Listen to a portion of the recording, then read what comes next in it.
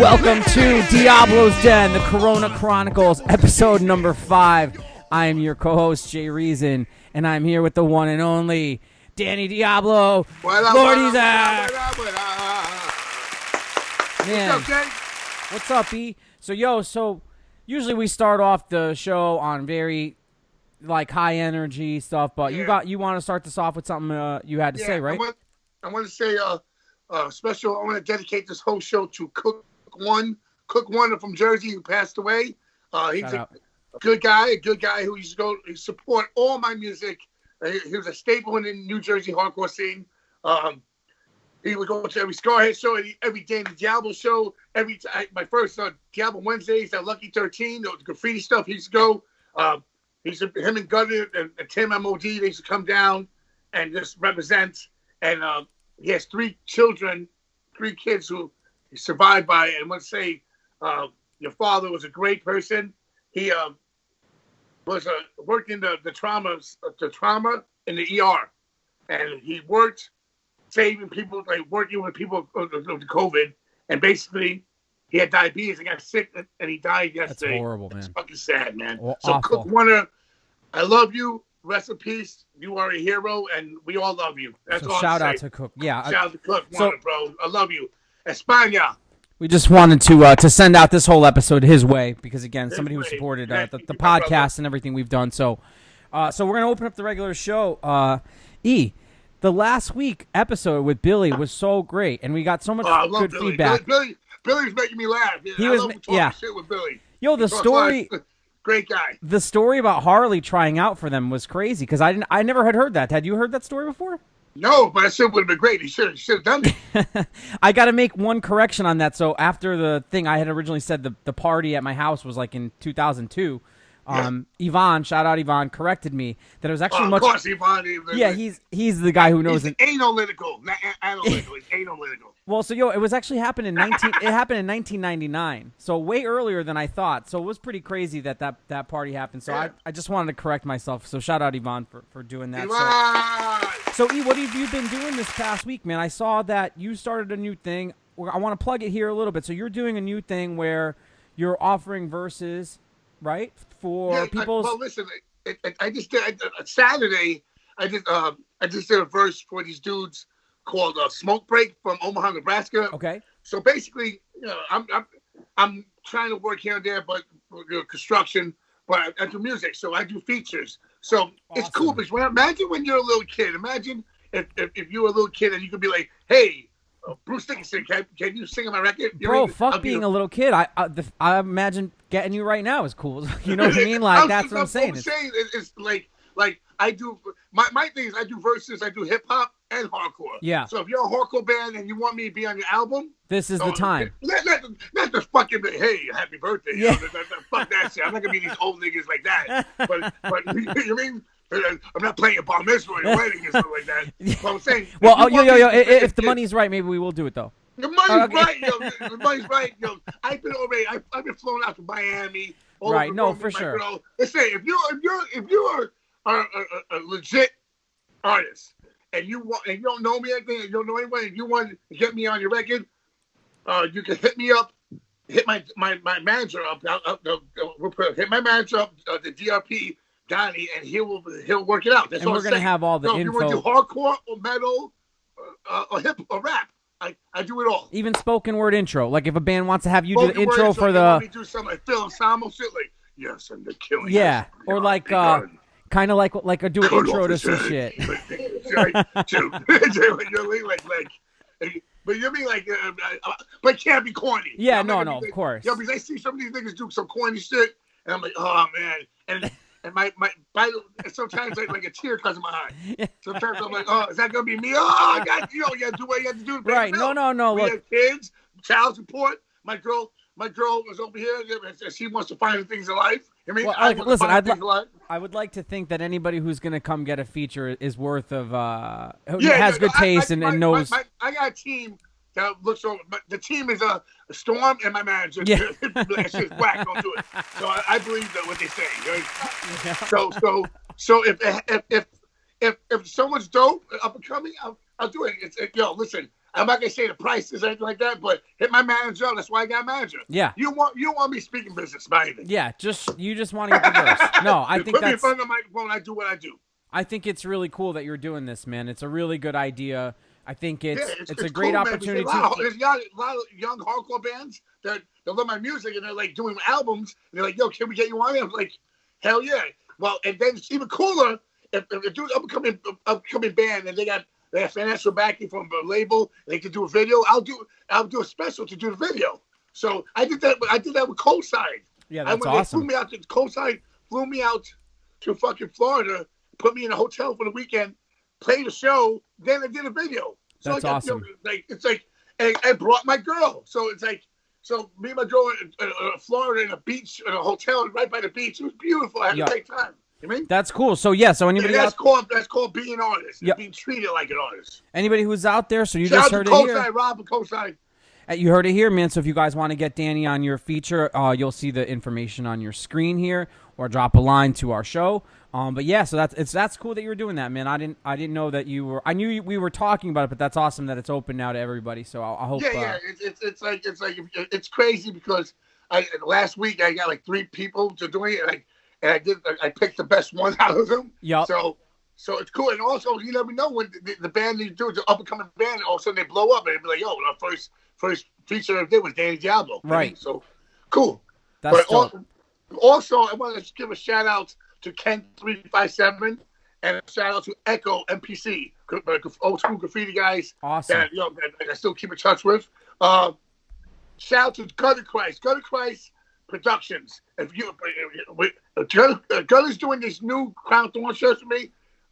He did the Baby Yoda, right? He did Baby Yoda and he did Juggernaut. If you want Baby Yoda, yo, the Juggernaut design is fucking hard, yo. If you want those right now, and we ship all over the world. Go to Gutter Christ on Instagram, Gutter Christ Production on Instagram. Right now, you look at the where you can get it. Yep, exactly. I'll put it right up on screen. I like that. So I want to give a shout out too, man, while we're doing that, to my homeboy Dollar Slice Bootlegs, who's he's my boy in the resin toy scene, man. And while we've been home, I've just been watching some crazy videos. So shout out to him and Junk Fed, who are doing some crazy art shit, man. I've been listening. Yo, there's a cool new. I feel like I've been talking about Connecticut a lot in the past couple episodes, but there's a lot of new bands, man. Got this new demo the other day called from a band called Hard Feelings. Yo, this shit is dope. Right. It's like reminds me of like Strife, early '90s hardcore fast. So I want everybody to go check those out. The kids are super cool kids. They've been supporting the scene for a long time, so it's cool to see a new band come from Connecticut. So I want to shout that out, man, because I think we've been getting a lot of feedback from people saying they like the stuff that you and I recommend. What are you listening to this week? Anything? Yes, I've been listening to Celtic Frost, the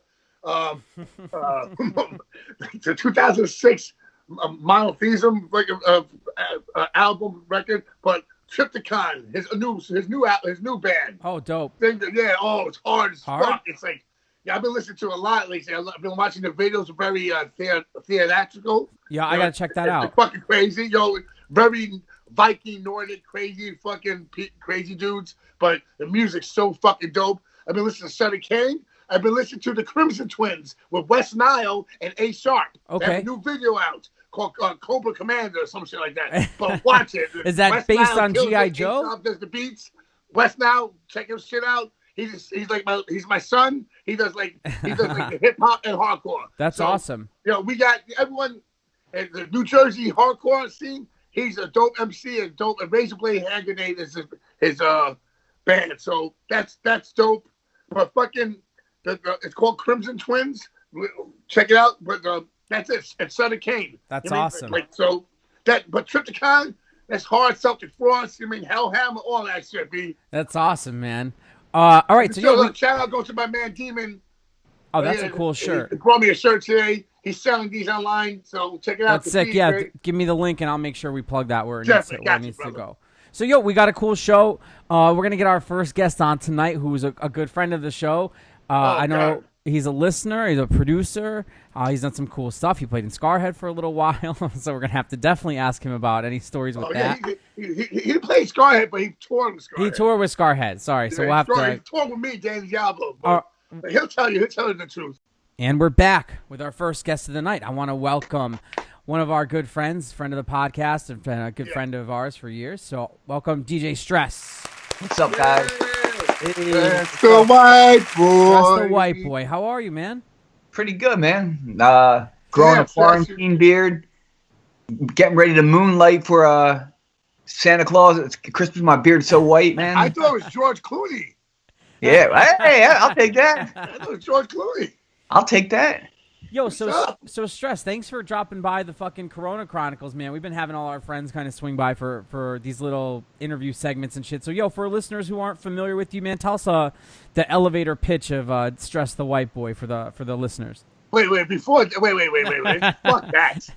I want to tell you. See, I always try, but listen, before anything, let's break it down. All right. When we first met Stress was DJ for the Lordz of Brooklyn. Yeah, yep. Shout out. And I was like, yo, look at this nice kid. I said, yo, if you want a real job, come with me, kid. And he was like, yeah, Danny, he's like, of course I will. And I took him under my wing. I brought him all over the world. Actually, now he look at him. I said, look, I go, fly free, bro, out of that. And look, this guy. He has gold records with Tyga and Wu-Tang and Raekwon. Yeah, amazing accomplishments, man. So, yeah. Thank you. Yeah, tell the listeners a little bit about some of your background. So coming, like he said, you started in Lordz of Brooklyn, right? Well, yeah, I mean, I actually started in a group very similar. Sub Hoods. E actually was on a song with us as well. We started as a hip hop group, and then we added a band. I'll say to anybody that we were the first people to ever do that before any Limp Bizkit or E-Town. We were like literally one of the first people to ever do that. And then I actually tried to throw beats at Caves a while ago, and he was like years ago, and he was like, "Now my brother does that, but we need a DJ." And then from that, I just started making beats and doing productions. And now I do more just like full-fledged productions. But I mean, I've done everything from Tyga to Gym Class to fucking Gym Class Heroes. Yep. Good Charlotte to bring everybody. Yeah, Madball. Yeah, everybody. Yeah, Madball, E stuff. I mean, E's my number one customer, man. I've done more songs with this guy. If it's not broken, don't fix it. Like every time I do something, they're like, "Yo, I got a dude who can master it." I'm like, "Your nigga's whack. I got my nigga. Don't worry." Every time, seriously, FTW, the Danny Diablo stuff, the Bloody Eden, we're recording a lot of stuff. Mostly the Stresses. Yeah. So yeah. I used to go to Stresses with my son and record. He always wanted my son there. If I didn't have my son there, he would be like, "This guy's too fucking crazy." But I would go there, and it would be total chaos, like BB gun wars. One time, Isaac and Freddy Madball crossed paths in the same studio, and that's when they had the BB gun war. And Scan was jumping out the window, and I'm like, "Oh my god, like what is going on?" Like that was like probably the WAP. I shot the WAP. Yeah, you shot the WAP, and then you tricked Scam. You made him wear a Viking helmet, and a blanket, and you made Scam like go do a verse or something, and then shot him. Totally vulnerable. He lit him up, dude. Oh man. Yeah. I had great aim, right? Yeah, he's pretty good with it. He's good with it. Damn, that's fucking wild. And you're probably just in there like, oh man, my gear, this, that, right? Your stress used to be like, what the fuck? Yeah, Jay, it doesn't matter if it's the studio or if I'm on tour. Next thing you know, he's lighting fields on fire, bedrooms on fire. Just... Yo, tell him. Wait. The best is like when we went to Scam, we got everyone's nerves, and we'd be like, "Yo, shut the fuck!" And then we would tape. He wouldn't wear no shirt. He'd be like shirtless in a restaurant. So like, "Yo, it's 8 a.m. We get coffee." It actually started. So they had a rough night the night before, and the tour was pretty big, but those hotel rooms were like bigger. They remind me of like a Days Inn, but like hostel style, like right. 3. So E was always on the right of me, and Scan was on the left of me, and I always, because these guys snore a little bit, and I would put earplugs in, and I would take like 2 like Tylenol PMs to go to sleep. And then the sun was rising, and then I woke up, and then these two were like throwing fists over me, and I'm like, what's going on? And then I was like, yo, whoa, I'm trying to break it up without trying to get hit. And then Scam goes, I'm like, what happened? And he said he just walked out of the shower like, yeah, what's up, bro? I'm fucking hard, right? Like, what? And then Scam tried to attack him. Then I break it up, and then we go downstairs to this restaurant that he's talking about. Scam has no shirt on, and then they start fighting each other like prison style. Well, then he throws a knife at him. He throws a knife at him. What? Yo, Jay, bro, it goes so far and hits him in like the kidney area and leaves a welt of nothing but the size of a knife. It was incredible, wow. Man. That's on video. That's fucking wild, man. And you're just like, what's your thoughts here? You're like, fuck. No, they love it because Scam is annoying everyone on tour. Scam was wild that tour. Scam is the best on tour, but sometimes I'm like, oh my God, he's so nuts. I was told specifically to ask Stress about being on tour with you guys, so I'm glad that came up very early. Yeah, that whole tour started going crazy. Where were we, E? We were in Milan, Italy. we killed it. Yo, listen. Wait, so you guys are like this is going on like in another country? Yeah. Oh yeah. Oh, man. In America, out of the country. But we started. Scam would start the show off, and then it was in Italy. And E's to my right of me. We're watching. I'm doing what I'm doing, and then the intro starts, and then he makes me stop it, and he's like, "Yo, Scam Dust, New York City."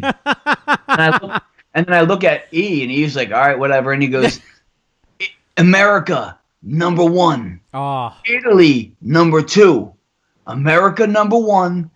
Italy, #2. Fuck those terrorists. Drop the beat, Stress. And I'm like, it was cricket to me and E. He was like, drop the beat. Just drop it. What the fuck? Yo, I saw the hardest punch ever in my life on that tour. Ever. I can already tell by the Muslim Polish guy? Yeah, and Scam stole his girl. All right, shout out Polish Princess. I got to hear the story then. We got Puerto Rican Mike, that's all I have to say. Oh, that was the same thing. So, yeah, and then, like, wait. Listen, everything was going so nice. We were doing this is in Poland? Daily Diablo Ill Rock Soldiers, and we had the best 2 weeks of our life. This is in Poland. All of Poland happened. Then all of a sudden, Skarhead came, and all of a sudden, not even 5 minutes, Panic and Puerto Rican make a fight each other. Yeah, I'll say generously say that he actually talked some sense into Puerto Rican Mike. He fell down the steps. Wow. And no, wait a second. Yo, people say all these crazy rumors. Hey, listen. Clear the air. Go ahead. He would not stop. Say again? Puerto Rican Mike would not stop. He had to be stopped. Oh, he was wild. He was wild style. I mean, so Jay, this is all happening. Hold on, wait. Can I interrupt for 1 second? Is this the same story that goes back to episode #1 of the Corona Chronicles that Scammed us? Oh, wait, when I slapped him. Yeah, is this full circle? We're getting like the whole. Yo, right. When he fell, he goes, "I'm gonna tell your mom.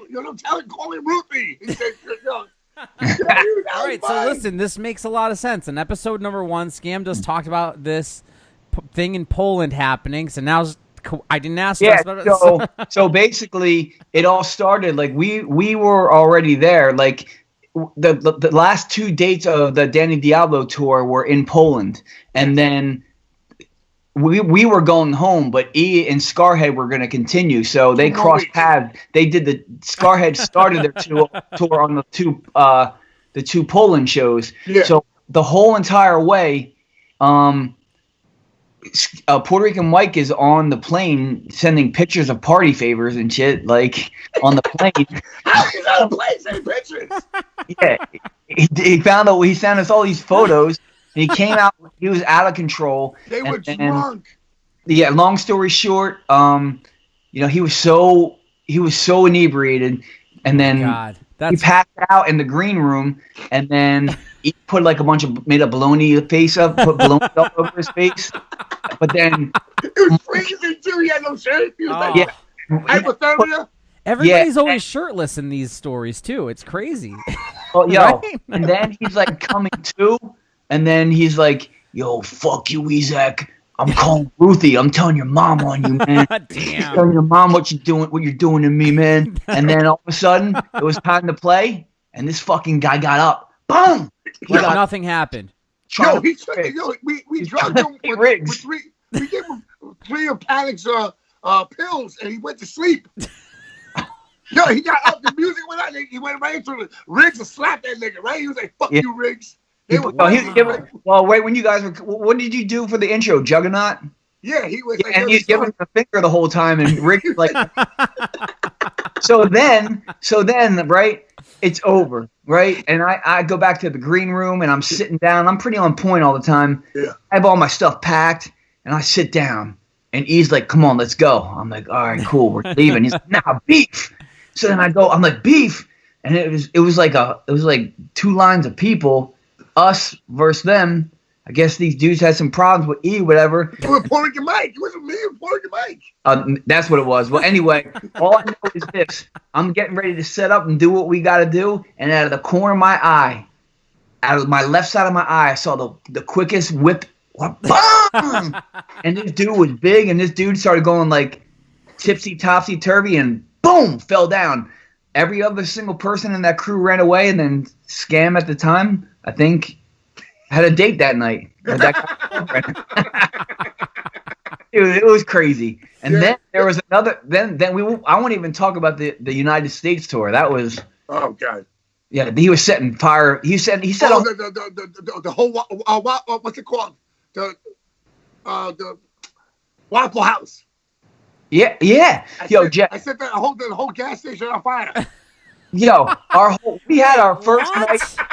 Wait, what? We had a show in Connecticut, and then we had a day off. So I went home. And I was like, I'll make this fun. Matty Pasta's out there. I'm gonna bring some fireworks. Biggest mistake of my life. Yeah, he said, "Yo, we have a van that Donnie let his work van, and I trapped Matty Pasta in the van and threw all fireworks, Roman candles." Yeah, I thought he was gonna die. Remember? And locked the door on him so he couldn't get out. Oh man. Yeah, it was. Yo, Jay, it was pretty crazy, man. Yeah. Yo, you see how white my beard was? It wasn't that white back then, bro. Oh my gosh, Wow. He tried to make me fight Lawrence. Oh man, shout out Lawrence. Lawrence is like Lawrence is like the most. He's the most mellow. Hoya tells you mean. Lawrence is so mellow. Yo, Lawrence is the nicest guy, and he had me trying to beat him up. No, listen, they both would argue each other. I'm like, yo, stop it. Yeah, you just wanted it over with. They would a tour. They would yell. They would get. Because Lawrence is taking care of all my stuff, and stress is very stressful. That's why I say DJ Stress. Yeah, I'm not fun to blows up all the time, and he wanted to fight poor Lawrence. I was like, come on, bro. I love Lawrence. Me and Lawrence are cool.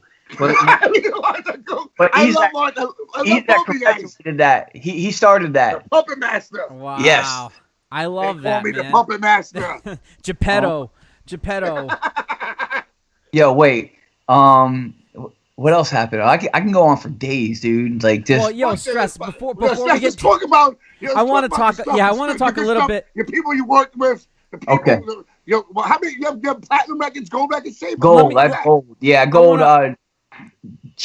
Sorry, Jay. Go ahead. Oh no, I was gonna say let's talk a little bit about the music stuff, man, because you're a super accomplished producer, songwriter. You're a great producer, Stress. Yeah. So no matter how much I don't want, so much shit I talk. You're a great producer. Thank you, buddy. Stress. So I want to talk to you something that's very interesting to me. You and I have had conversations offline about this. Is the whole business aspect and shit. Like, how did you transition from being a touring or on-stage musician with Lordz of Brooklyn and stuff into becoming like a studio, musician and getting your beats placed in some of these things, man? I think a lot of our fans think some of these things are so unattainable. So if you could kind of just paint a little bit of a picture of how you transition from doing that and kind of getting into those steps. Yeah, like I always was like banging on pads trying to, play songs, whatever. And I was working with like a lot of like pioneers from like Rampage, The Last Boy Scout, Poor H's Teachers, did full songs with some of these guys, and I never placed any of them. So, I mean,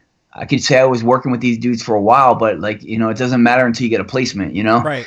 And weirdly, it goes back full circle. You know, E's not lying. Like, I met E and Freddy the first time through Lordz of Brooklyn at a show, and then I was on tour with Lordz of Brooklyn. Like, I got in Lordz of Brooklyn by trying to place beats with them, and like I said, K's like, oh, my brother Adam does. And then, you know, I learned a lot from Adam. Adam's one of my favorite producers out there. Shout out to Adam, ADM, Lordz of Brooklyn, one of the best producers out there. Yeah. That's my brother Caves, yeah, Lordz of Brooklyn. Those dudes were doing it before everyone. Yep, brothers. Those dudes are my brothers for life, man. Those guys. Yeah, we had Caves on an episode, and it was awesome, man. He was a really good storyteller and told us a lot of the history with Lordz of Brooklyn. So you were saying tour with them. So I was touring with them for a lot, and then. Excuse me, my dad died in 01. Rest in peace. At this time, yeah, rest in peace, man. Yeah, thank you, man. Thank you, guys. And during this time, like, I was really active, touring and just trying to make a lot of things happen. And like, my youngest brother was 9. Sev was 9 at the time. Oh my God, shout out to Sev, bro. Yeah, Sev's home in Philly right now. Listen, first of all, Seb will fuck you up, nigga. You see how big that nigga is now? Don't talk shit about Seb. That nigga will fuck you up. Shout out to Seb. Yeah, Sev's that dude, man. I love Seb. I don't care. Real quick, I don't care what anyone knows about me about music. I don't care what anyone knows about me about street life or anything like that. He is my greatest achievement. That guy, man. He's just like a good, well-rounded young man. He's respected. Yes. That's cool. You did good. Thank you, man. He's successful. You know, he's old school, and he's only 28 years old, man. He's like us, you know. So something I'm proud of. But I was on tour. I was on Vans Warped Tour, Nassau Coliseum, and Jack Seb got in trouble taking a T-shirt, writing like a grime graffiti piece on a trailer. You know, temporary. Yeah. Someone ratted him out.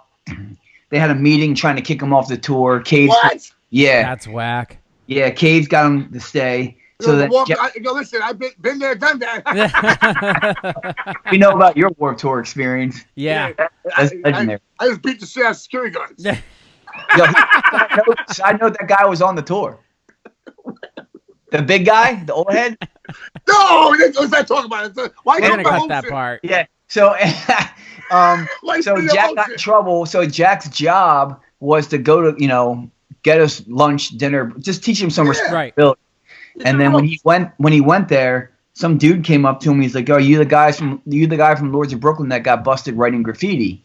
And Jack was like, "Yeah, they let me stay." And he goes, "Oh, cool. You got a black book?" And Jack goes, "Yeah, I got a black book. I write graffiti." And he goes, "Well, I do too. And if you want to come by, bring it by the Gym Class Heroes bus. My name's Travis." Oh, that's cool. Yeah, and Jack, okay, cool. And Jack goes, "Oh, I make beats too." And Trav was like, "What? How old are you?" He's like, "I'm 12." He goes, "Well, bring a beat CD." And then Jack was like, "Well, you should probably listen to my brothers because he taught me everything." So then Jack came back to the bus. I gave him a beat CD. And that's how the Class Heroes thing happened. Yeah, that's and then awesome. Cleveland, he came up to me and was like, "Yeah, I want to work with you." And then next thing you know, from what I understand, I mean, they put out As Cruel as School Children, and it wasn't doing that well, so they repackaged it with a bunch of remixes. Mm-hmm. One with Lil Wayne, one with I forget the other guy, Papoose, I think it was. Okay. Yeah. And then I did the remix. I did one, and they're like, "Oh, we want something vintage." So I charted horns. I had Chuck Treese, my guy. Shout out to Chuck Treese. Chuck Treese. And we made it. They wanted it to sound like an Amy Winehouse kind of like throwback. Yep. So I did that, and then they told me it was going to be either Joel Santana or Omarion, and nothing came about it. And then one day in my email it said GFK vocals, and then it said please place these. So then I put the Ghostface vocals in, and then next thing you know, the remix went, and then that whole record ended up going gold. That's so wild, man. Yeah. So Stress, for somebody like you, what does that feel like? That's a huge accomplishment, right? Because you're just like a dude who's trying to play some stuff, and then it's like, oh fuck, like what's that like, man? It was emotional in a way because I've tried so hard, and not many. You know, there's a few people that have helped me. One here, we know. You know, there's a bunch of people. Listen, keep it coming. Yeah. You know, there's a few. I'm telling you right now, Stress had an emotional ride to where he is right now. Yeah. Because like, a lot of people don't understand because me and Stress really bonded because I lost my father Yeah. He lost his father. And a lot of horrors. We had family stuff, and we always talked about it. Mm-hmm. And basically, we're just like cool. And and when you have a brother like me and Stress brothers, then you start going on tour, and you're like, oh my god. Then we would get each other's nerves. It would be like, because it's like family at that point. I'll be like, I bring Stress on the road, and Stress is like, God, how am I gonna do this? Yeah. One time I was like, yeah, I don't think I'm going. He's like, no, you're going. I'm like, yeah, you can't say no, man. At that point, Yeah, but he has the best times. We would cry laughing. Yeah, remember when Willen tried to stab me in Miami in the ocean? What was that about? He didn't want to go in the water. Well, no, we were all like, remember the routing was so fucked up. Do you remember when he would leave the titty bar? He kept going to the ATM. Well, wait. Remember that? Yeah, so he texted me today too. So weird. So Lord Willen. Willen, what's up? But no, so it was. We were at the beach, and then we parked back and Doc Martens, son. What's that? He wore his Doc Martens to the beach. Yeah, and so we were running back. He's like, "Where are you guys going?" I'm like, "We're getting our bathing suits on, going in the water." So we go in. I was like, "Yo, but be careful, man. There's mad sharks." That's what I said to him. Mad sharks. And then we came back and we're in the water. So he's in the water. So he didn't see me. So I went under and I grabbed his legs. This dude took out a blade and started stabbing in the water and just fucking hit me. But anyway, yeah. So I mean, I ended up from the gym class stuff. Yeah. I ended up that led to Tyga. Tyga couldn't even get a deal. You worked with Tyga super early on, right? Yeah. Yeah. So tell us a little bit of what are some of the songs you worked? There's a hardcore thing with that because Anthony from shout out Ant Money from E-Town was his manager. Anthony Martini, who the singer E-Town Concrete, was Tyga's manager for a while. Still is. Still is. Yep. Oh, still is. Yep. Yep. Hit that nigga for verse. Yeah. He so I mean, Gym Class Heroes was playing Great Adventure, and then Trav was supposed to come back to the studio and he couldn't, but he asked me if I could take his cousin. I'm like, "Who's your cousin?" And he told me it's kid named Tyga. And then I ended up ultimately did like 20 songs with him. You worked with him. What was the first song? What was the first song that you guys commercially released together? The record was called No Introduction, and I had 4 on them. I have a song called That's awesome. Yeah, 2 a.m. Pillow Talking. That features Will Geist from the he wasn't in Boys to Men, but he was in their camp. Yep. So 2 a.m. Summertime, and then a song called I Am, which featured Lil Wayne last second. That's sick. So that's like my first. So Stress, you've worked with the names that you've been able to work with is pretty fucking cool, huh? Like as a music fan, what the fuck's that like? Yeah, it's crazy, man. Like I mean, like you know what I'm saying? Like you're sitting there and you get like you just said like vocals from Ghostface. It's just like because you and I have talked again offline like about how much music we like and stuff. So it's like I can only imagine you as a music fan being like, what the fuck, like? Well, it's so crazy to me because like I have my like super favorites of like hip hop, but like Ghostface is one of my favorites, and so is Wheezy, man. Yep. So the fact that I got 2 official joints with those guys, it's something that like they can't take it away from me, you know. So at the end of the day, but then that led to other things. Like I mean, I started working with like I don't know, like I did a joint with Sister Nancy, the first lady of reggae. I did Good Charlotte. I'm on their Greatest Remixes record with like a whole bunch of people, you know. That's awesome. Yeah, and then I did a remix with Bunny Sigler that featured Patti LaBelle. Yeah, I did a bunch of stuff, man. I'm still active. I'm not I'm not, streaming. He's also a thrash band singer. Yeah, you've got your band to Activate, right? Well, yeah, R.I.P. It's done. Man, it's done already? Yeah, I love that band. There's this one little douche. That was a cool vibe. Yeah, there's a douchebag in the band, but I won't name names, but whatever. He's a little meatball. Well, listen, Stress, we could keep you on all night, but we're definitely gonna have you. We're gonna have you on when we get back into the studio. I want to say Stress. Okay. Me and Stress always talk about this because the whole world wants this. Everyone wants to talk about who's the best rapper in DMS. And I have to say, straight up, the two best guys I would put against anyone, Panic and Puerto Rican Mike. Live performance-wise, on stage, and after-party-wise.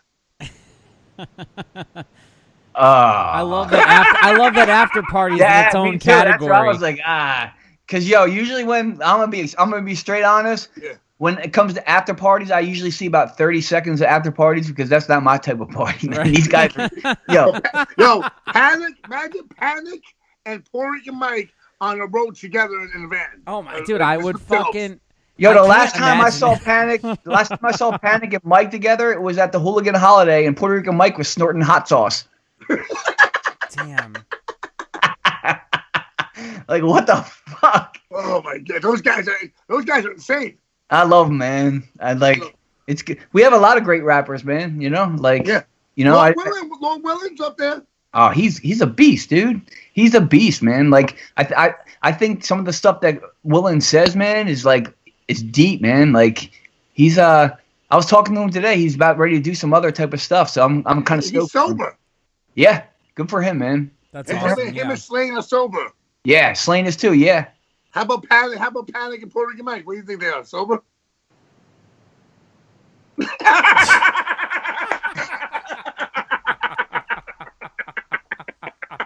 Love you, Mike. Love you, Panic. Oh man. Well, Stress. So before we let you go, what else are you working on, man? Are you working on anything while you're in the hold up in the quarantine?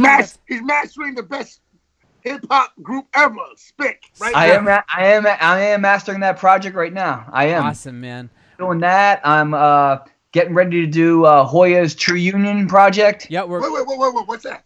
It's his new group. Yeah, he's got a project called True Union. We're gonna talk about it with him today. Wait, what does he do? Everything. What? We're gonna talk about it on. Hoya's our other guest after this. I better be on that fucking project. Yo, hey, this shit's great, man. It's not what you think it is. It's like I don't even know how to say it. Like he'll probably get mad at me for saying it. But no, it sounds like AC/DC with soul. That's awesome. What? That's a good description. He sings? No, he references vocals though, and they're great, man. But he's got one other guy doing vocals now. Who's this nigga? I don't know. We're gonna have to. You're gonna have to ask him. Something to say to this motherfucker. Yeah, we're gonna have to ask him. So Stress. Yes. Before we let you go, man, where can everybody find you online? And like, are you open to like anybody who's listening?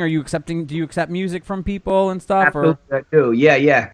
They can find me on best probably way is either Instagram. Okay. Stress215 STRESS215. Yes. Same thing as Twitter. STRESS215. Or just look up Chop Shop Studio. On the website is www.thechopshopstudio.com. That's great. And where's your studio located? Just in case after Corona and clients can come back in, where can they go visit you? I recently moved in the fall, so I live in Ottsville, which is close to Doylestown, PA. It's like between Allentown and Philadelphia, PA. I'm in the woods now. So you could do full band setups too, Stress, right? Because I know you do drums, you do the whole thing, man, right? You did the MOD Classic. Yep. I just did the MOD Classic, and I also did I tracked the Madball bonus track for the Hold It Down re-release. Awesome. Yeah, I'm waiting for my copy of that to come in the mail. Yeah, I did that here. Yeah. Awesome. Well, Stress, thank you so much for joining us on the Corona Chronicles. We're gonna have you. I love you, Stress, man. Love you too, buddy. Stress, when we get back into our real studio, we have so many stories, man. So we're gonna have you come in. And do a full thing with us because I mean, dude, the tour stories just said the tour stories alone, man, would I mean, we can talk all night. So I'm surprised we're alive. Like, listen, sometimes I can't believe some of the things all of us have done. It's like fucking crazy, and the fact that it's like, oh, now we just sit on a fucking internet and talk to each other like civilized people, and it's. I don't think these kids need a documentary. They need like a Danny Diablo docuseries. Yeah, I told Ezak. Ezak said he wanted to do all the different people I touched. I said, Stress. Too bad, right? Stress. Picture this. Yeah. Like a fuck. Not that I'm not comparing Ezak to. It's Beanie. Look at Beanie. Shout out Beanie. What's up, Beanie? Not that Ezak is like Tiger King in any way, shape, or form, but imagine. Whoa! What the fuck? No, I'm saying imagine an episodic TV series in that vein where Ezek's the character. You know what I mean? And they involve everyone around him telling these fucking stories over like 6 episodes. It would be amazing. Yo, he's kind of like fucking, it's like, his name's Danny Exotic, this guy right now. Listen, Stress, you got to help me make this documentary happen. We're going to, Ezek's going to reach out to Sasha about it. If Stress gets to get out of the documentary, he can say whatever he wants to say. He's got to talk some Stress is going to have to do. He's like, no, this is how it went down. I'm going to put Stress on the hook for the score if we get the budget. So. Oh yes. I'm about it, man. You know. All right. Well, Stress, thank you so much for swinging by today, man. Thanks for coming by, man. We'll just catch up with you in a bit. You got it, man. I'll talk to you. Yeah, I'll text you. I'll give you a call, bro. Call you tomorrow, bro. All right, love you guys. All See right, ya. Peace, man. Shout out to Jack. All right, we're back with this guest I've been waiting all day to talk to. One of my favorite people. One of my first friends when I was a little kid going to shows from out of state, looking up to. Got to tour with this guy in Europe in 2006. One of Danny's really good friends, right, E? One of your really good friends here. Yo, everybody welcome Hoya Roc to the fucking Hold on. Let's call it the Hoya Roc show. All right, tonight it could be, this segment will be the Hoya Roc. The Hoya Roc show. The Hoya Roc episode. No, but first, Jay, how long I know you now? Dude, seriously, probably like 25 years or so. That's what I'm saying. Wait, Or like probably like 23. How long I know him? No, how long I know you. So Wait. Jay, ask him right now. Yeah, all right, I got to know how you guys met because... Tell the truth. Tell the fucking truth. So Ezek's like 10 years older than me. Fuck out of here. So I think I was going to elementary school and he was like going to like first year like college and like yo, real story. I'm gonna give you the real fucking story. Tell the fucking story. Because he goes around telling some fucking Dark Crystal version of this. So, in Queens, there was a record store called Numbers. And now when you think about it, it was pretty ill because since it was in Queens, Jackson Heights, it literally was like a Bleecker Bob's, but it was in Queens. That's dope. It was no joke from hip hop, vinyl to hardcore. Like metal. It came out at Numbers, which was pretty crazy. Like we knew we had it in our hood, but I don't think we really knew what we had. Right. We had everything there. It was nuts. Like when it would drop anyway. So we would go there. I lived in Corona, and we would walk there. It's my neighborhood. Check out the hardcore section. So I'm going there. So we're going one day to walk, and then I see this guy, red hair, and he's with this Chinese kid. So I said, first of all, that's my section. That record section. No, but we saw, like you don't see a lot of hardcore people. You either saw like in school, maybe you saw if there was a hardcore kid around, or you knew them from going to shows if you went to shows. Right. So it was kind of like, so we gave each other dirty looks. Like walked by each other, kind of gave each other dirty looks, and it was like kind of like, because you kind of like, what you know, who are you? Like, and what do you know about this kind of shit? I was with JM and KMA. Woody. No, where are you? KMA or Woody? Yeah, KMA. Woody. Yeah, Woody, an old friend. Then, but then, like a little while, not too long after that, MQ was bombing on the train station or something, and then he ran into E or something. Was like, "Yo, what you write?" Kind of. Whatever. But we're on the train tracks. I'm like, "What you write?" And we're arguing with me and MQ. This is 1987, like summer. So what happened was, in our neighborhood, since again, there was especially in our neighborhood, there was it was real mixed, and as much as there was hardcore and metal guys and a story, whatever. It still wasn't a lot. Right. It was only that area. It was all so mixed. So everybody kind of knew. If you knew the metalheads in Woodhaven and you lived in Astoria. Yeah. Because it was just still kind of like, whatever. But anyway, long story short, a bunch of the dudes of our old people, they were from Jackson Heights. We were from Corona. And then me and MQ had met them because we were bombing. Me and MQ were bombing, and we met my boy Jeer, Bundy. And a couple other dudes, right? Yeah. We met them one night, right? And we were like, they're like, yo, what you write? We were like skins already, so already the connection kind of shit. And then they were like, yo, MQ, blah, blah, blah. They knew MQ, Jeer 1. We talked, blah, blah, blah. We connected the dots that night. So right away, they were like, yo, come hang out. The next day we go to hang out, and everybody's meeting up. So me and MQ don't really know. No, we know Jer, who we met, and Bundy, who we killed with the night before. And then E is the first time we met him, and then a bunch of other people. We're just meeting a lot of people, and we're standing there. Says me, E, MQ. I think it was me and E, MQ, Bundy, Jer. And Bundy was always there. Yeah. And then fucking this white boy walks up, this kid Moe. What was it, Moe, right? Moe, yeah. Or whatever. He walks up and he was friends with all these guys. So he walks up and he's like kind of like, he's this real redheaded, fresh-faced Irish kid. And he walks up and he's like, yo, you ready E or some shit or something to this guy. And me and MQ are looking like, oh shit, there's gonna be beef. Like, yo, shit. But we're standing right next to each other and the guy goes, yo, you went over me. And then he looks at me like we don't know each other. He kind of looks at us and looks at him, and he was like, "So." and then we looked at the guy like, "Yeah, and like, what are you gonna do?" Yeah.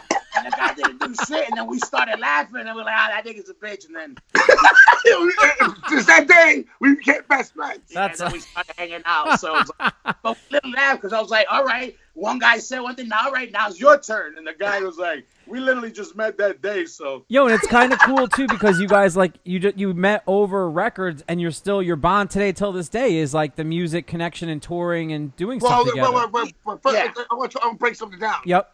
If it wasn't for me lending my sister's bass demo, he would be nowhere right now. Him and Scam share the same brain with history. They have like you owe me. The dark history, the dark crystal memory like this. Yo, first of all, but I actually brought the property value of Skarhead up for a tour. I was like, Jameson and the Temptations, they were like the ringer. Like get this nigga from his house. Get this nigga, we need him. But that was I don't even know what year, but I was 15, like 16 maybe. 87. It was 87. Definitely one of the first show stuff. So and Hoya, you were playing in because you guys just did a reissue for Demise, which was your early project. Ask him about the bass. But that was before Demise when we met. Okay. Yeah. I met Young because what it was, I never again with the band shit. It was like I never we meant to be in a. It wasn't like I always wanted to be in a band. Yeah. When we were kids, like we liked the music, so my boys were like, "Yo, we'll start a band." So in the lunchroom, we'll be like, "All right, what are you gonna do?" Okay. All right, I'll do this, I'll do that. But it was not like my lifelong dream. He went to Newtown. Yeah, and I was in Newtown, and then 61, and in general, there was like literally even in those schools were all black and Spanish. So there was literally like 5 of us that like metal or hardcore. It was just what it was. You know what I mean? But back then you found each other. Like I said, because it was just you had the same watering holes, like Numbers, Malika Bob's. Were you already playing an instrument at that time, Hoya? Nah, none of that shit. Well, you know what it was? I started with Demise. Like, all right. First, I started playing with Beto. Me and him, when we grew up, we got like a guitar and bass kind of thing, and we said, "Okay, let's do it," because we said, "Let's start a band." That was the only reason. I always wanted to play it. Right. I was like, fuck it, all right, I'll play bass. My brother likes bass. It got to be cool. I didn't. And then we kind of started a band without having a full band. And as we were hanging out, we met the other guys, and they already were playing in bands. So then they were like, we were hanging out in front of my step. We were already hanging out, like all of us. And it was me, Jer, my old drummer Richie. They were already in bands with each other. They all would play. So it just happened organically that you were like. We were literally hanging out on my stoop, drinking 40s, blazing. And then we were listening to Spermicide, there's Crucial Chaos, his old radio station. Yep. And they used to play the worst shit, like the worst. And I remember we were sitting there and I said, yo, this shit sucks. My big mouth. I said, this shit sucks. I go, I bet, this shit could get on the radio. I bet we could get on the radio. We could throw anything together and they'll get on the radio. And then my boy Jer was like, yo, let's do it. They wanted to kind of do a band already. And, we tinkered with it. But then it was like, all right, fuck it, let's do it. We're like, all right. They were already in motion. And then we started playing and shit. But we're like 15, 16. But people don't understand that we were doing music, but we were also writing graffiti, and we had mad beef with so many people in the neighborhood and outside the neighborhood. So even us meeting up, with like one time I was going to Hoya's house and I got chased from Elmhurst Hospital. Yeah, he would get chased and then run to my house. They tried to kill me. Run to my house. Okay, now they all know where I live. Yeah. You know what I mean? They would always come in. You know what I mean? So it was like, and that's the thing, like, you know, on the way to a rehearsal, you know, we're bombing, or you'll meet us on the train station because we would hang out at rehearsals. Yeah. At the train station, you're bombing, or Woodside, everything. Yeah, while we're in the room, we're jamming, guys go outside and put stickers up. You know, it's just always. One time, Hoya and I were in front of a bar by Exact Heights, and the guys came out and they tried to shoot me and Hoya. And they shot the Mexican guy next to me. So these guys, they have beef with us, but we were on a street corner. Now this is the crazy shit, because there was a street corner and there was a bunch of us hanging out, and a car rolled up, and you hear pop pop pop. And we all ducked. We're like, oh, shit. And then some of us even started running towards the car. The car left already, but we started running up the avenue like, yo, what up, what up? And then we were like, yo, anybody got shot? Now, the crazy thing was, if this was the corner, like we were on the corner, we were all kind of near the front of the corner. And then people down the block. None of us got hit, thank God. But one kid who had nothing to do with it. The poor guy. He got hit in his leg. But check this out. It went through a friend's jacket, through his flight jacket, and then hit the kid in the front of one leg and went into his other leg. Damn. And the kid was all the way like down the road from us, because it was graffiti beef and guys were rolling up. But they wouldn't kill me and MQ. And everybody was on that corner, and then this kid had nothing to do with it. You know, he got, but he was all right. That's wild, man. Yeah, that's such a wild story. Yeah, and it was like every day was like that. You know, shit would happen like that, like, you know, wild shit like that on the avenue and shit. Back then, it was like, again, it was all just, you know, it went hand in hand with hanging out. You know, you were outside. You know, when you hung out outside, that's the thing that people don't understand. That's what changes when you hang outside. You know, your senses are more alert. Right. Oh, you gotta be. You gotta be, yeah, exactly. Especially like at that time, like you were saying, in the years that was going on, and the graffiti culture was still super early on, and more. It was way different. Yeah, way different. Super violent.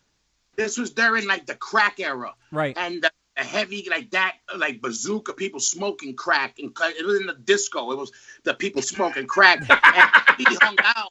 When we hung out, it was. Roosevelt was the crack cocaine and the hooker capital of America. Cocaine capital, and hookers, like women trafficking, all in that area in the United States, more than Miami, Florida at one point, everywhere. Wow. And our park where we hung out was right there. We hung out. So it was common to be like, yo, when we would walk home, you would walk by the base heads, you know. Yeah, it was just like an everyday thing. Yeah, first time seeing base heads out there, bro. Me and MQ, when we used to grow up with our dogs, we used to have like pits. We wouldn't fight our dogs, but to get them riled up, we would walk up Roosevelt and they'd be crackheads, you know, like base heads walking around. We have the dog kind of get a little, you know, just to get them away from you. Yeah, not to really bite them, but get a little. Just to social distancing at the time. Yeah, social distancing before the coronavirus. Yeah, exactly. But it's a different world back then. Yeah, it was a very different time. Our best thing was a lot of people would hate us. People would only know who we are. They'd be like, yo, it has to be Hoya, MQ, these guys, these with shaved heads, got triple fat gooses on, fisherman hats. And they used to call us disco skins. They used to be like, there's a disco skins. Because we were like skins, but we listen to hip hop, and we have like triple fat gooses. And it was like, it was a crazy era. Yo, so it was. Hoya, tell me a little bit too about.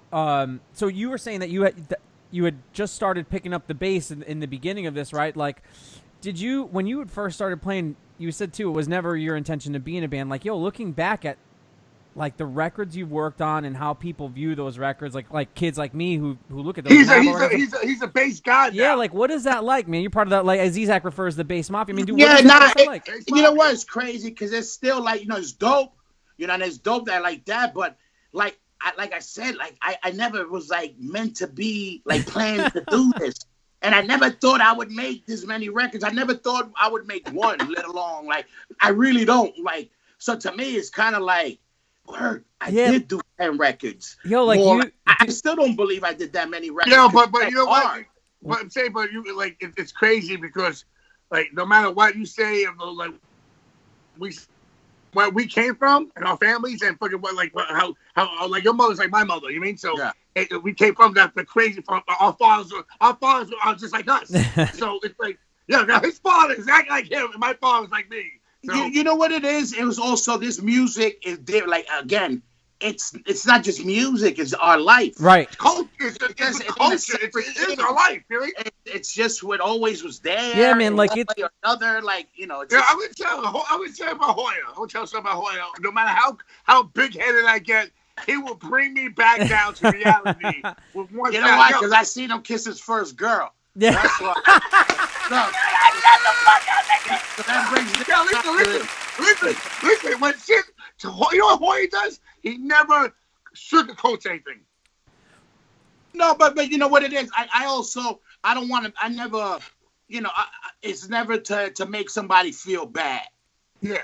You know, like it's never like to be like. It sometimes hurts niggas, but it's never to be like, oh, I'm doing it because I want to see Jay I want to see Jay fucking hurt. It's more like, nah, Jay gotta know this.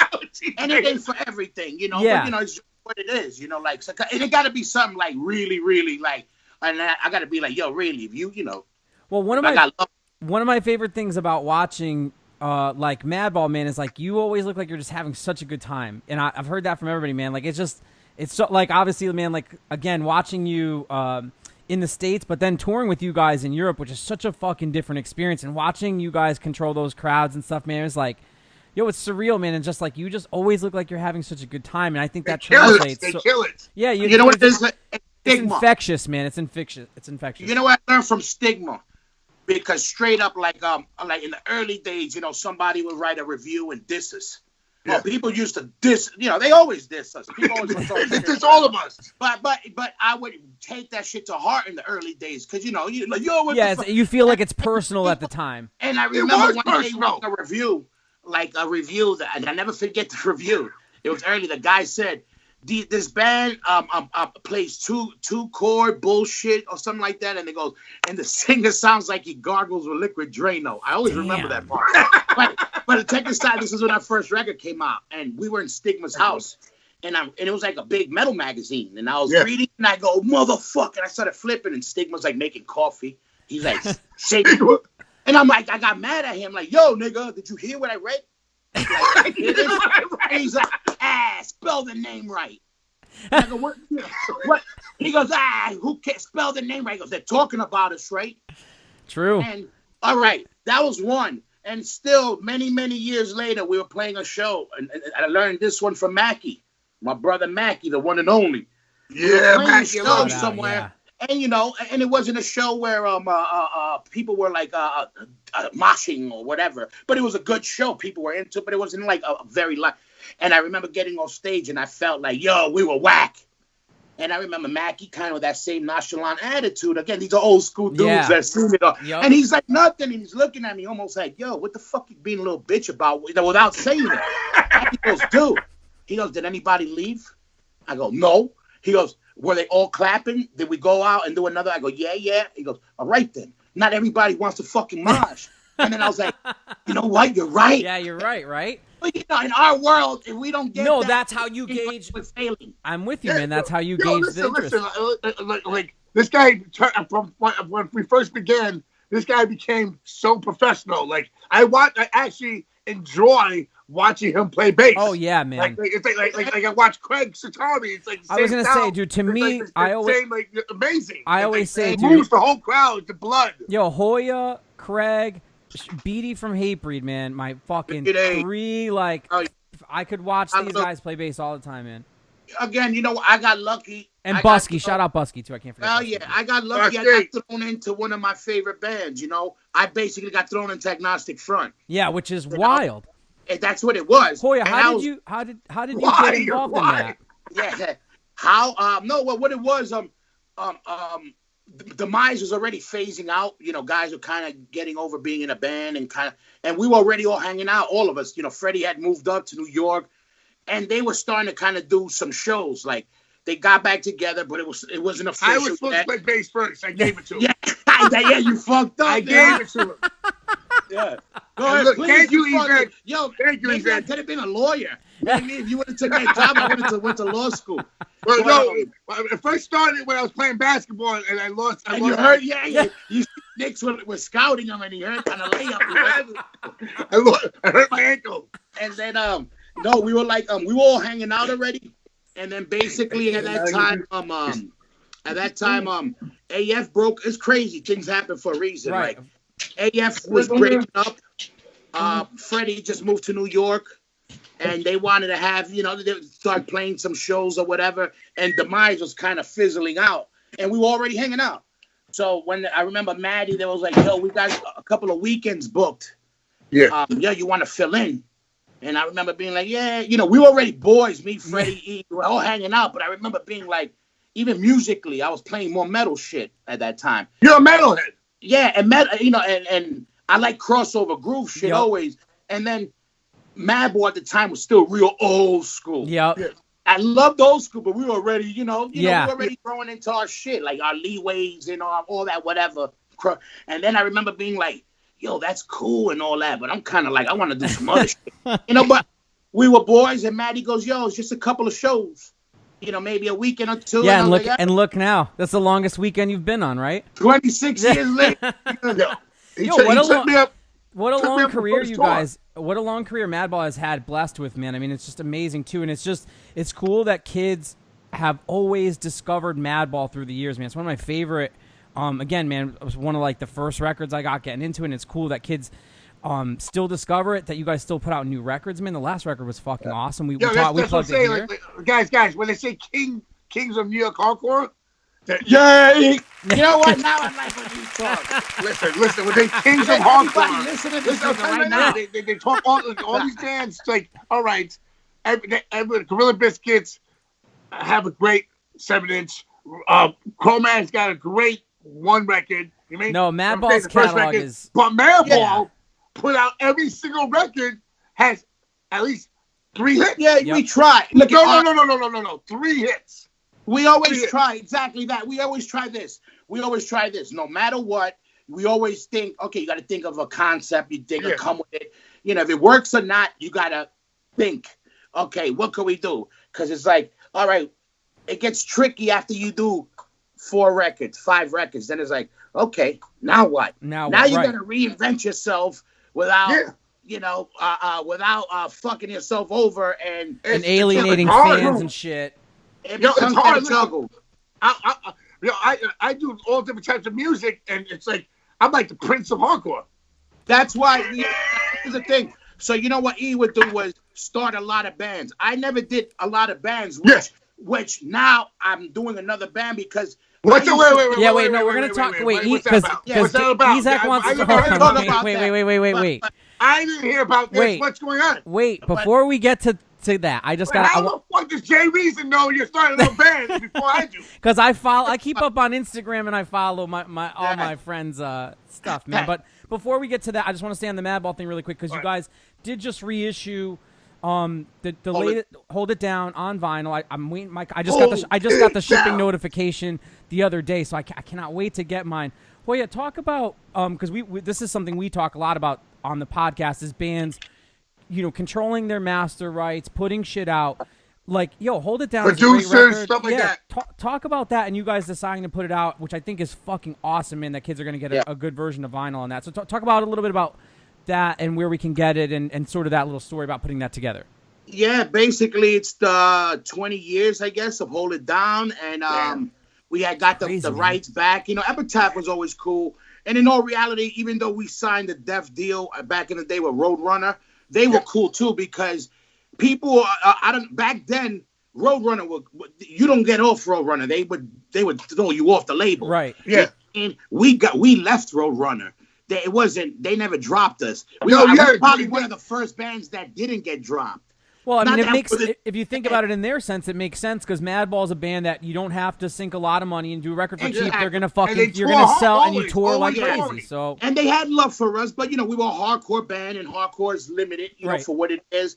And blah blah blah. They had love. They they put it out. They didn't expect that it would do what it did. And it did better. It's great. But what? It was cool. Like we got off pretty easy. You know what I mean? Like we never had a blue grape deal. Right. People like, how you get signed a blue grape deal? Because we were so wild style. Like even again, we got lucky that a lot of these dudes that worked in effect where E worked at, they ended up working at Roadrunner at the mail rooms, and they were all dudes that went to shows. So they kind of understood and got it. So what Madball was, as even though it was a new band, it had history with some of the guys in it. Like there was a stigma involved with it. Right. So people, okay, it's not just a you band can't just treat it like You can't just treat it like everything else. Also kind of hit and run, like as far as they're not gonna try to take some money and leave and Right. disappear. Never see them. You could kind of trace it back, to them, and then just. So you end up doing Hold It Down on Epitaph right after that. And so did you guys just get the rights back, or how did that, or is that something you can talk about, or? Yeah. It's done. I don't know full details, but it was we things back from them, Freddie, and then we ended up putting it out. Like we got it back. I don't think it was like no fight on. It was always cool. Like Epitaph was. Shout out to Epitaph because when we dropped Hold It Down, there was a lot that record right before it dropped. Freddie went on vacation. I remember because you know what's funny is Hoya, when one of the first shows back that you guys played was at the Connecticut LNG, was the last Voice of Reason show, which was my first band. So it was always cool that happened together. Yeah. And I remember buying Hold It Down actually at a Sam Goody, and it was weird because it was on Epitaph, but you could get it everywhere. Better distribution at the time. Epitaph was kind of, they had just had H2O, so there was the connection the there. biggest independent rock. It was a smart move at the time for sure, especially looking at what Roadrunner was doing. Like you said, it's not like they knew that they could get away with doing Madball at a certain level, and it was nice to see Hold It Down come out and see more, just a little more effort, from the label. I remember the talk of Roadrunner at one point because videos now, video it's easy. Back then. Of course, man. Money. Remember you used to have to find somebody with film? Like the Sepultura video back then was like 100,000, 150,000 for video. Exactly, easy. Like so, not that we wanted it, but we had done an album, and then some bands are getting it. And we were like, okay, we did demonstrating myself. We were like, okay, bands are starting to do this. All right, what's our next step? I go, we need a video at least. And then they were like, Typo's got all our loot right now. Or whoever. We were like, all right, we can obviously. Yeah, you guys were basically funding Typo. That's the whole thing. I mean, that's how the labels work. We were funding the toilet paper at Roadrunner. But they were always like, I never forget this. They were like, we were like, man, we would like to bounce. If we can't, they were like, what do you want? Like, what do you guys want? We kind of told them. They were like, that's going to be hard because money's going into whatever record, Typo, whatever it was. And they were like, we were like, we want to bounce kind of shit. They were like, I never forget. They were like, really? And that's kind of felt good. Right. They were like, because you kind of, it wasn't like, okay, bet bounce. They always had love for us in a way, Well, and especially too for a career like you guys, where Europe is such, especially back then, Europe being such an important market. Roadrunner had. Kings of Europe. You know what? I'm glad that he was there. That was the first time, like that not just that I was experiencing it, but he got to see it also at like that's probably the biggest height in Europe. Yeah, that's insane. Like at that moment, you don't understand. Like there was moments then we would do signings where we would have to get rushed out. Do you remember that? Rushed out. Do you remember that Madball? Yeah. Madball. Like rushed out, like security, like they're ripping your stuff off, and it's like, that's just it was so not even that everybody was a Madball fan, but it was new. Like a band, and the live music was very hyping. And it's crazy watching those. Like, there's a ton of YouTube videos of you guys playing like Dynamo and shit in front of the dude. It's like insane, man. Yeah. You know what's even crazy over the years?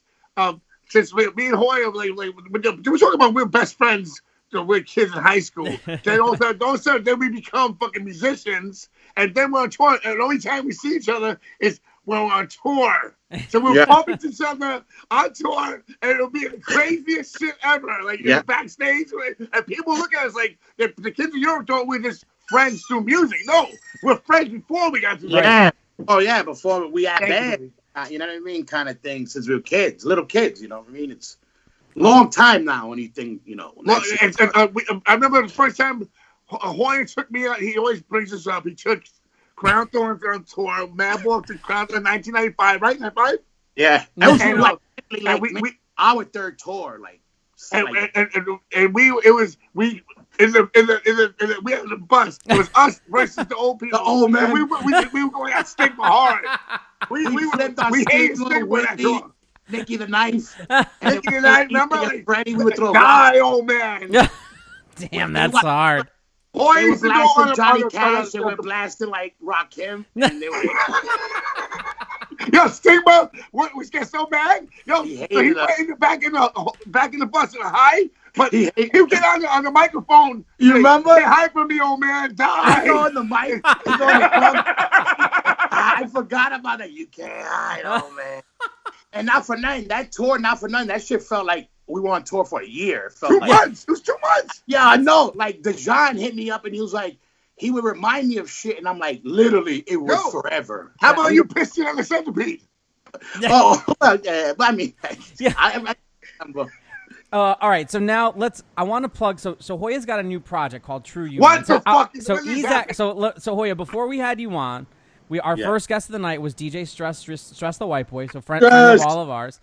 And I was gonna wait to introduce that you were working on the project with E and blah blah blah. But Stress had brought it up, so E wants to bring it up. So what the fuck is this? Go ahead, E, take over. Why don't you ever ask me to sing on your records? Yeah, no, because first of all, so basically, so it's called True Union first before I forget to plug it. Go ahead.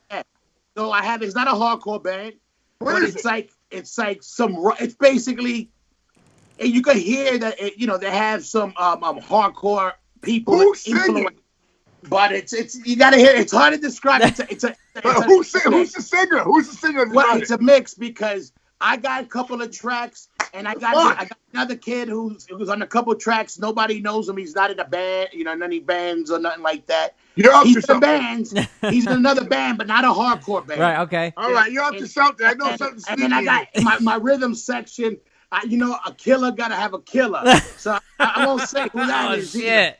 But so basically, it's like AC/DC Black Sabbath with James Brown's drums. Oh fuck, that's a really. All right, I'll find out. I'll find out. And basically, I had a lot of music for the last couple of years. It wasn't Madball shit, but it was. I basically was working on a lot of stuff was coming out, and I was building it. And I always said, man, this is I worked on with other people to make music for other groups and stuff. Other bands, I know. Yeah. Well, Hoya, I remember watching early Madball shows, and you would talk about, my hip hop record's coming out soon. So you've always talked about that, and on he sang on the Shop Blockers. And everybody who people who follow you on Instagram know that you're always working on riffs, man, which is so fucking cool. Like you are consistently riff hunter, the riff hunter. Yeah, and then I had all these songs, and I was like, I'm giving this shit, and I'm not giving it away, but trying to shop it and stuff. And I was like, some of that shit, if it don't get used, I felt like, that shit's a waste. Yeah. And what I was talking about before, like about him being in all the bands, a lot of bands, and me not. Yeah. And then I was like, I started thinking, I was like, somebody was like, just put the band together. And I was kind of like, I can't do that. And I was like, and then I thought about it, and I'm like, telling myself I can't do that. And I'm like, wait a minute, why can't I? Why not? Studio now. But I just, this band has been the only thing that, we survive off of. Right. I've only worried about how we keep this animal alive, to make it work. Yep. It's, it's our baby too, But the songs are too dope to let it go. And I started building them. And then I got on the track, I jumped on the track rhyming. Wait. But it ain't a hip hop rock thing. There's I got a track where I kind of rhyme on it, but it's not that kind of band. I got an electric song. Awesome. When are we gonna be? When do you think we're gonna be able to hear music? Well, basically, so long story short, I got about well, finished tracks, I got about 5 to 7, and I got about 20. Oh, sick. I got an album. Yeah, that's all he does. All he does is music. And basically, the idea was this. This was the plan, man. I was supposed to, at the Black and Blue, I was going to go right after the Black and Blue, and I'm recording my first 3 singles. Oh, so sick.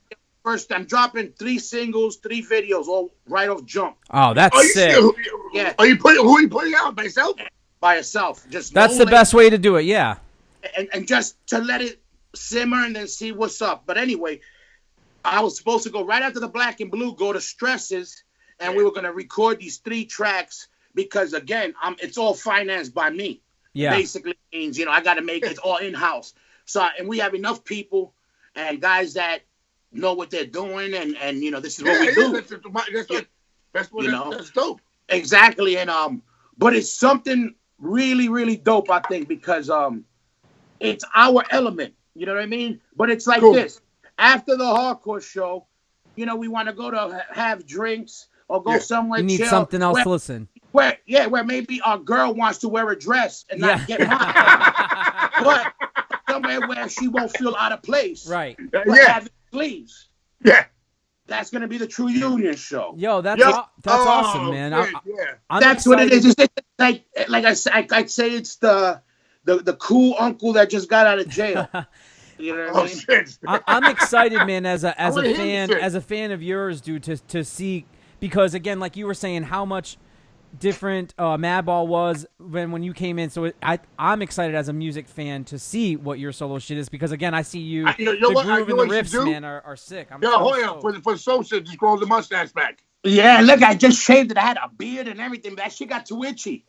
But grow the mustache back, bro. But not just working on that, man. I'm really psyched on that shit. I'm writing a Madball record too. I was just gonna ask before we let you go if there was any Madball news you could share with everybody.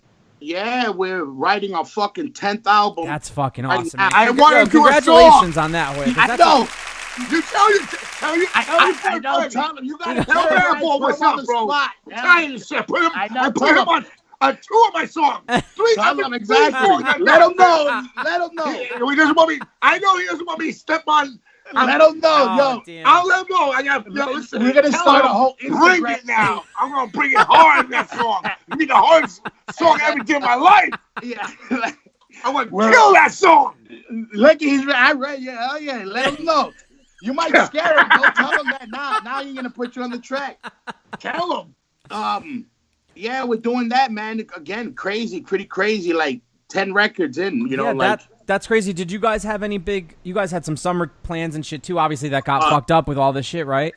Literally, this thing happened, the lockdown happened on a Wednesday night, Thursday. We were supposed to fly out it happened lockdown Wednesday, that Thursday. I remember. We had a good tour with us and Knock Loose in Europe. Yep. And some Canadian dates, and we had a bunch of shit, man, and it, like everybody. So everybody who's listening, man, if you're a Madball fan, definitely go out and pick up the copy of Hold It Down. You'll see a link in this right now. Also go to Hoya's Instagram, and Hoya sells as merchandise. He sells t-shirts and hats. Go! He ships all over the world. Buy his shit. Yeah, that's what I always tell everybody. I tell everybody, if you ain't buying my shit, buy anybody's shit, but especially hardcore bands. Right. Yeah. Metallica's dope, but they got enough money. Yes. Hoya, talk a little bit about Casa de Rock, because that's your thing, and I could tell a little bit about that, because I think, again, that's one of these cool things where it's inspiring to see somebody like you who's been doing it for so long, who like you said, you could just go and be like, let me do it this way or whatever, and to see you keep doing it, man, it's cool. It's like, tell us a little bit about your brand. He taught himself. Exactly. One of those things, like, the more we do shit, the more that, when we start out, we get all our bands, when we first start out, we get a lot of help from people. You know what I mean? Because it's everything. You're a new band and this and that. And then that starts fizzling out. And then you start realizing you had to depend on a lot of people. Yep. Then you start learning about recording your own shit, or looking for your own art and not middlemanning that. You got to start being a little bit more proactive with shit. And I just start, working on shit myself, you know what I mean? Like, and Casa de Rock kind of spun out of that whole thing. Yeah. So like basically again another avenue to try to promote my band, my avenue, and again, this band as much as I love hardcore and whatever, we don't get a royalty check. Yep. Yeah, I think a lot of people don't. I'm not a retainer. Yeah, I think a lot of people don't understand that because they see how, they see again, like, I mean, we were saying, like, oh, these videos in Dynamo and shit, and it's like, yeah, all that shit's cool and stuff, but at the end of the day, dude, a lot of us are still working regular jobs and doing shit. So the best thing I'm gonna say is, again, go and check out, buy this, especially buy the vinyl from these guys, because vinyl's a great way to support the band directly, and you get something cool. Buy shirts from Hoya. Go check out the videos. I saw the fucking video. The Doc Martin Stomp thing. Fuck, over like 11 million, nigga. Yeah. I don't know how many, but I mean, thank God, man. I was so fucking. I was like, what? I was like, yo, it's been getting. I don't know how many, but I know it made a million in general. I was just like. That's good. That at least listen, a million is wild. Yeah. The way I look at it is, even if that's half the amount of people watching it twice, that was at least 500,000 people. Yeah, man. For a couple of minutes. Fuck yeah, awesome, man. Well, but Hoya, Hoya, do you do like band T-shirts if they actually do order? No, like this is the thing. We didn't, but we're gonna. I'm trying to like. What I was trying to do was this. My in a perfect world was I wanted to start doing shirts. Yeah. For bands. Yes. But I realized it's hard to keep up because I was doing everything myself. Right. Yeah. Like that. Yeah, but customer service and shit, all that shit. But now I want to start. That kind of like how people are doing a collab thing, but I kind of want to do in-house exclusive more than cool. All right. Like keep one on the wall. So you two will have to get like let's say exactly. Like if I did an Ezek shirt, right? It'll be one shirt that would be in the store. Yeah, super limited, only available. Only there. Yeah. Even if it ain't limited, just on the wall, it's only there. You get it.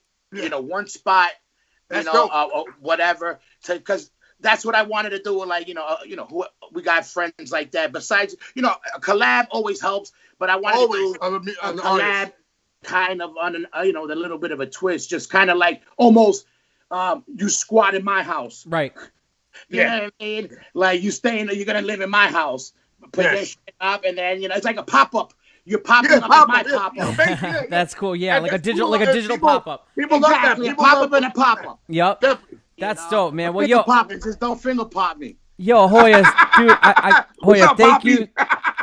Hoya, thank you so much for coming by tonight to hang with us on the Corona Chronicles, man. Yo, you made us laugh so hard. It was like, when you come into the city, hopefully soon, you know that we usually record in studio, so you're gonna have to come. Hopefully, get Freddy and we'll talk. Yeah, he'll do it, of course. When next time we're in there, we're gonna set it up. We were gonna do it last time. They gotta be separated.